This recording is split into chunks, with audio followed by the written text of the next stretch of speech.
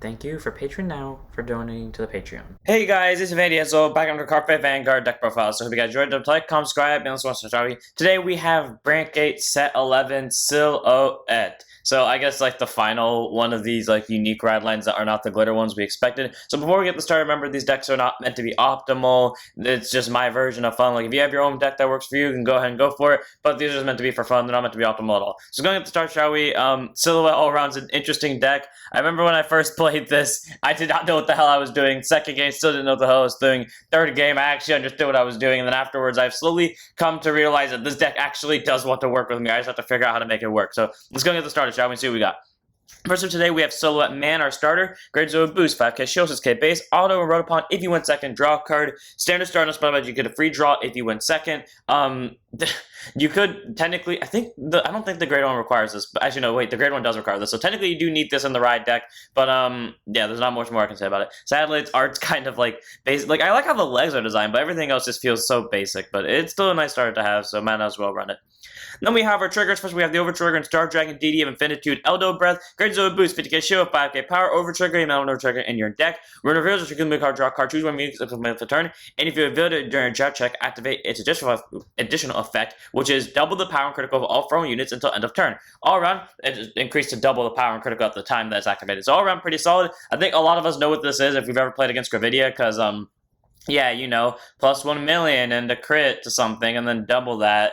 Or like double a crit to the board and then double that. Yeah, that's fun. So all around Elder Breath, we all know what this is. I think all of us have played against Gravidia has PTSD from this. But it's a very powerful over trigger. Basically, the turn you sack this, unless your opponent's at very low damage, they are probably dying to this, or they're at least dropping 2 PGs to this. So either way, Elder Breath's a very powerful PG. You can run stuff like Obari for numbers. Honest to God, Obari would probably be really good of an idea, because think about it. Yes, this and Obari would be like 50-50, but I would actually pick this over Obari because technically speaking, Elder Breath would do better because it gives extra critical. You could do Valnut and Asphoria, Valnut for standing, but not worth it. And then you could do Asphoria for, I don't know, what's it called, just getting stuff back, but I would just say Elder Breath's all around the strongest just because, you know, pressure of it.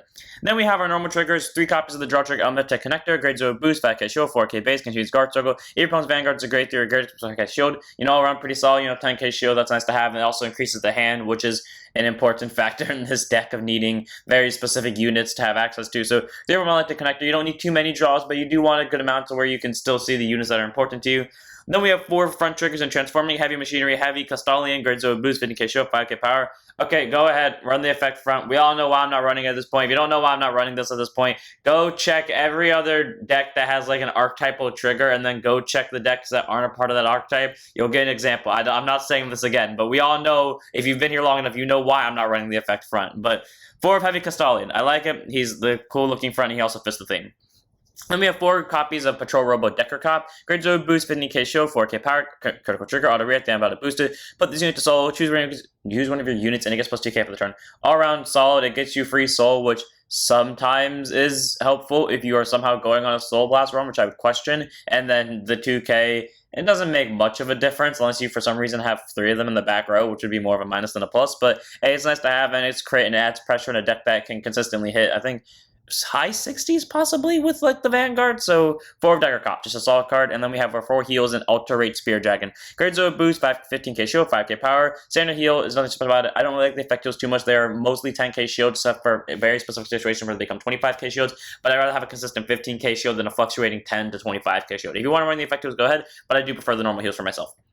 Then move on to our grade 1s. We have 4 copies of Bustling Mechanic Rodney, and there is no way in hell I have looked at you for so long and I have not noticed this.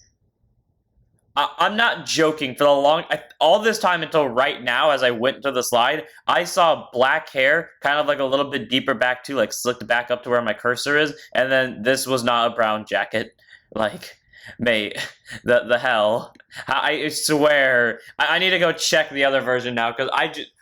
Mandela effect right there. Anyways, grade 1 boost, 5k shield, 8k base, continues rear guard during your turn. If you have attacked, If your Vanguard has been attached to this turn, it gets plus 10k power. First of all, that's not during your turn. So if you attach during your opponent's turn somehow, plus 10k power. What is attached, you may ask? Don't worry, we'll get to that at the very end of the video. Too bad, you're going to have to sit with that for a while. So 18k base, that's pretty nice. And then auto back or rear guard circle. At the end of the battle, your Vanguard with Silhouette's card name attached to grade 3 or greater Vanguard. If your front row has no rear guard, Soul Battles want to stand this unit. That is partially why you don't run Volna, because Volna would not be able to proc off, because either it would stand something in the back row, or it would call a card, and then therefore Rodney wouldn't be able to proc off. Either way, Rodney's a very solid grade 1, stands itself at a simple cost of a Soul Blast, and it's an 18k booster, which is nice to have. All around, it's great, and the best part is it can work anywhere in the back row, meaning if they ever do give Silhouette the ability to restand the Vanguard, we can abuse it with Rodney. So, 4 of Rodney, just a very solid grade 1, and I like his skill a lot. And I just need to, I'm not hating on his outfit, but like, man, I swear he had different clothes before and different hairstyle. I swear. Because I even thought about it before we went to this, but whatever, 4 of.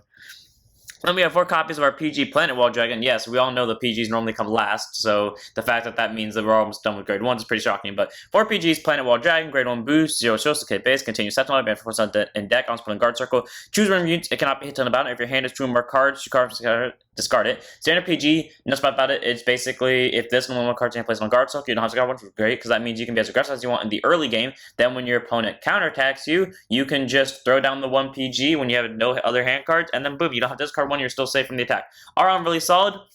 I like Planet Wall Dragon a lot. You could run Violate Dragon, they do the exact same thing, but I do prefer Planet Wall because its release is closer to the time release of Silhouette, even though they're both still a long time away from that. So might as well run Planet Wall with the PG. Also, he's just cool, and he, I think, likes me more than Violate. Violate knows what I'm referring to. That one game with Orfist where Violate chose not to be useful for Planet Wall. Then we have our last grade 1, it's the grade 1 of the ride deck, none in the main deck, of Garter Silhouette. Grade 1 boost, 5k shield, 8k base, I was right, it does require the starter. Auto 1 is placed from riding from Silhouette Man, search your deck for up to 1 Machineries Factory, reveal, put it to hand, shuffle your deck. All around, pretty solid, it searches the main order of the deck, and it does it for free. What can we be surprised by? This is what every Brandt starter does, or Brandt grade 1 does, except for like a handful of them that search after they're rode upon, but whatever. Alright, Garter is still a good card, does a search for free, there's nothing more I can say about him, one of them in the ride deck, none in the main deck. And I may be wondering, what is Machineries Factory? Well, it's the actual last grade 1 card in the deck, and that is 4 copies of Machineries Factory. Grade 1, set order. Act to order zone, rest this card, look at the top 7 cards of your deck, to 1 armed arms and its card name from among them, reveal it, put it to hand, and if your drop zone has a card with the same card name as the card you added to hand, discard it and to drop if it doesn't. So basically, if your drop zone doesn't have a copy of, let's say, Armed Arms T, that's not a card, by the way, but if you added a copy of it to hand and there wasn't one in the drop zone, it goes to drop zone instead, but if there was one in the drop zone, then it would go to hand instead. And then if you put a card into your hand, you put it to soul, so shuffle the deck. All around, pretty solid. It either sends something to drop or sends something to hand, which is great, and if it sends something to hand, you get an extra resource of soul, and the Vanguard and this growing grade 1 both require soul, so it's pretty nice as a free soul charge. And then act order zone, if you have a grade 3 or greater Vanguard soul in its card name, by putting this card into your soul, give it to 2 cards with armed arms and their different card names from your drop zone and call them to open rear guard circles. All around, pretty solid because again, it gets free soul and it gets you 2 free rear guards.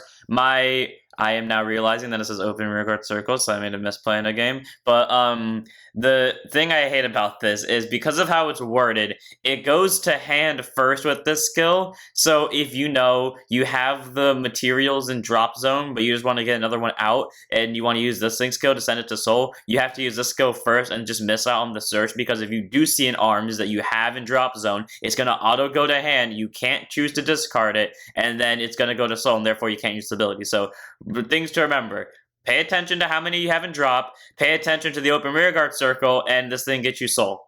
4 of.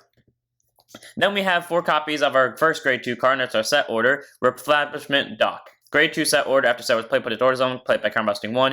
With auto ones cards put into order zone, draw a card, continues order zone, all your grade 2 rear guards get boost. Okay, so free draw, that's nice to have, and then giving all grade 2s boost, also nice to have. Now, this deck, when I first built it, had 2 iterations. This version, and then the other version, which I liked more, but I didn't build it, and then when I went back to go build it later that day after recording the match against Bav, I completely forgot what was in that version. So I don't really know what was there, and now I'm stuck with this one. But I like this version, because this version involves basically grade 2 rush, and when the deck chooses to work, which granted isn't rare, but still, when it chooses that it wants to work, it's basically bombardments of grade 2. Just imagine Alt Mile from V minus the crit pressure, and you pretty much have what this deck is. All around Refablishment Dock's pretty nice. It gives the grade 2's boost and allows for a lot of early game rush abilities, and it's a free draw when you play it. And counterblasting 1 isn't that bad in this deck. If you really see a counterblast problem, then go tech in Bulbamine over something in this deck. I don't really care what you tech it over, but I would suggest teching a Bulbamine in. So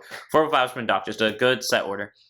And speaking of the arms from this one, oh, never mind. I thought the arms were next. Okay, ignore that statement. Don't worry. The arms are after this one. But we have 3 copies of our first unit card for grade 2, and that is Combine Rusher. Grade 2 instead of 5k shield, 10k base. Auto rear guard. This attacks a grade 3 or greater unit. Doesn't matter if it's a vanguard or a rear guard. If your order zone has 2 or more set orders, it's 10k power for the battle. Arm pretty solid. You're almost guaranteed to have this in the order zone, and then most of the time you're going to have one of these in the order zone, so it's an easy 20k swing, although that's never really going to go off unless you somehow bricked, which if you did, I would feel bad for you, because there's no way in hell you brick in this deck, but if you manage to do it, congratulations. And then auto drop zone, when a set order you played from hand is put into your order zone, counterblast 1 call it to rear guard.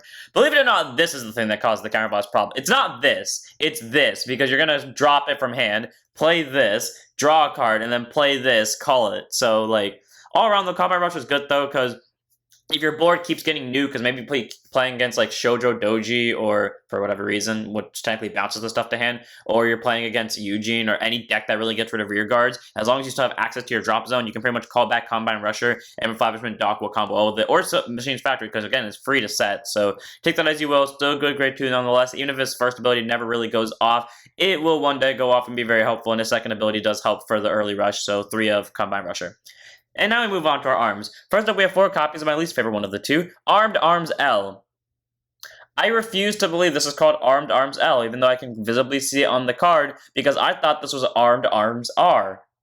God, say that 5 times fast. Armed Arms, Armed Arms, Armed Arms. I've already messed it up, or I'm about to mess it up. But I believed this was R, and then this was L, but apparently I was wrong. Either way, grade 2 instead of 5k shield, 10k base, auto vanguard or rear guard. There's a reason why it says that. When this unit attacks a grade 3 or greater vanguard, if you have a vanguard silhouette card and counterblast 1 draw card. All around pretty solid. Increases hand. Downside is it has to attack a grade 3 or greater vanguard, and you have to have a silhouette card name. But on the bright side, if you're playing against, I don't know, a deck that gets to grade 3 before you get to grade 2 even, cough, cough, Ezel. That wasn't a fake cough either. That was actually me needing to cough, so I led that really well into a transition. You get that draw. So all around pretty solid. Works well against decks that do early rush. Doesn't do much here in D, where you're the setup will always be you will get to grade 3 easier, but in premium, and again, like a deck like Ezel, you can still get that draw off before you get to grade 3. 4 of L. It's a nice card. I just don't like using my CB up on the draw, though it is fun comboing between the CB plays to draw cards.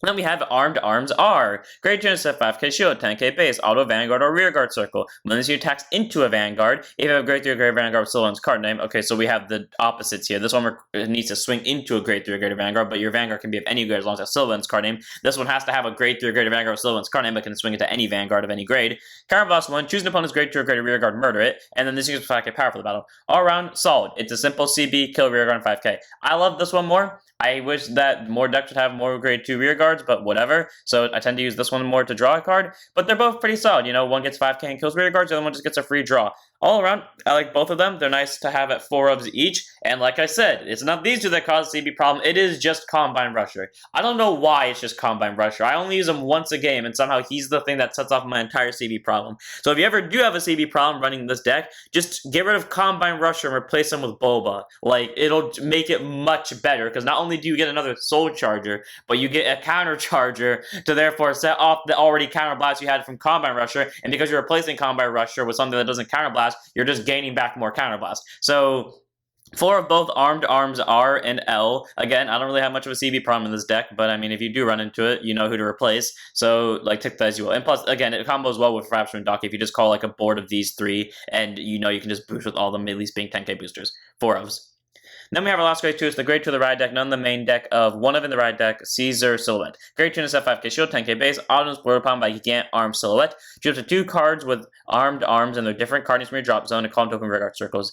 They gotta print like more armed arms. Like, there's almost guaranteed now, right? Because like it says 2 different, like none of them have specified L or R, so there probably are going to be more. But all around pretty solid. It's literally just what the grade 1 order does, but for free technically. So Great. I wish it wasn't open rearguard circles. That is annoying, but I mean, it's still easy to proc off because you can use them as discard fodder, and then you can use this to search out one of them. It's just all around really nice to have. It helps increase the rearguard board immediately. And again, that's what Refablishment Dock is here for, because once you start the grade 2's party going, it's really nice to have those 10k boosters. So one of the Caezar silhouette in the ride deck. It's just nice to have. Too bad it doesn't have rearguard skill, but what can you do?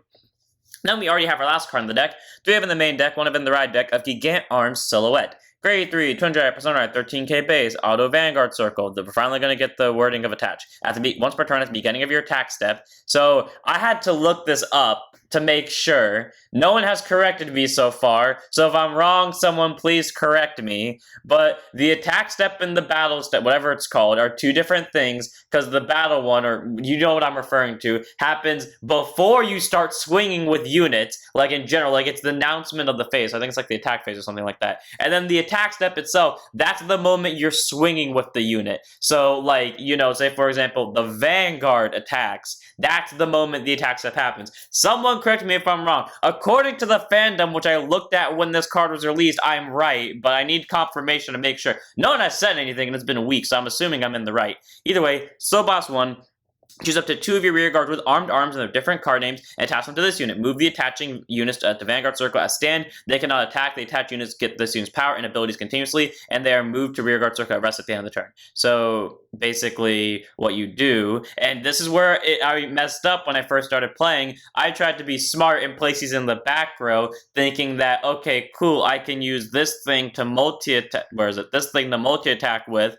I did not realize that it would require open rearguard circles in the front row, to where I just kept arming these from back row, when in reality I should just arm them from front row. So that's a tip. Don't be me and be dumb on your first attempt using this. Be smart and always use the front row arms, because you get 4 attacks.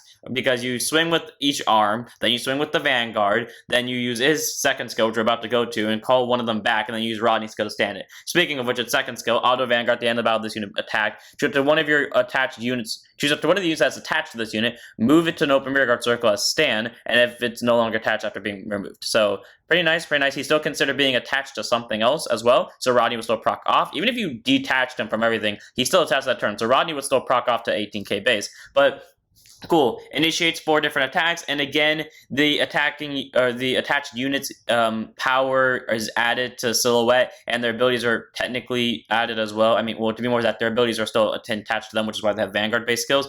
But all around, pretty solid. Here's what that means, basically. When he swings, if you use his skill, these add both 10k power to him, so a total of 20k. He's at a 38k swing.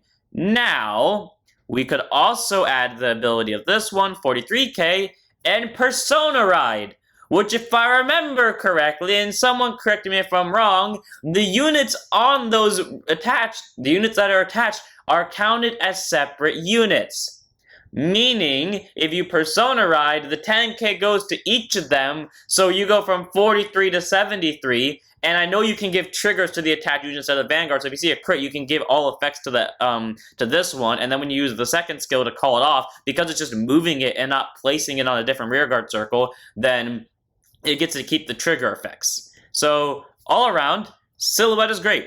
Has multi-attack, gets ungodly numbers so easily without even trying, and it just does what it needs to do. Like, it's nice playing. It's very simplistic. I was just an idiot the first time I was playing it. Now that I understand how to play it, the deck actually works like it's supposed to when it feels like it, and it just does what it needs to do. So 3 of in the main deck, 1 of in the ride deck of Silhouette. 1 Persona Ride makes you have God knows what numbers, and to the point where you're probably just taking the Vanguard.